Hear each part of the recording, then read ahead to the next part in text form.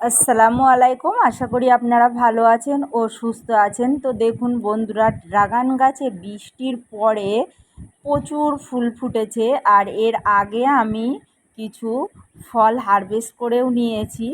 আর দেখুন কি অজস্র হারে ফুল এসছে। আমার প্রতিটা ব্রাঞ্চেই কিন্তু কুঁড়ি চলে এসছে। তো আপনাদেরকে দেখাচ্ছি দেখুন। তবে বৃষ্টি হলে ড্রাগন গাছের ক্ষেত্রে কোনো ভয় থাকে না।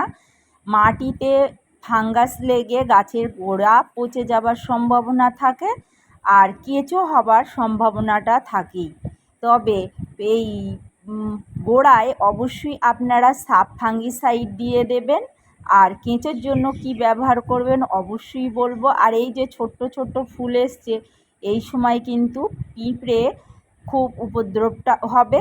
আর এই গাছে কিন্তু কোনো পোকামাকড়ের উপদ্রব হয় না, শুধু ফাঙ্গাস লাগে। সেই ফাঙ্গাসের ভয়টা আমাদের পাওয়ার জন্য গাছে ফাঙ্গিসাইড সঠিক সময়ে স্প্রে করতে হয়। তাই দেখুন বন্ধুরা, আমি যেভাবে পরিচর্যা শেয়ার করি আমি সেইভাবেই করি। আর আমার গাছগুলোতে কোনো ফাঙ্গাস কিন্তু এই প্রচণ্ড রোদ্দুরেও কিন্তু অ্যাটাক করেনি। কোনো জায়গা পুড়ে যাওয়া বা রোগে আক্রান্ত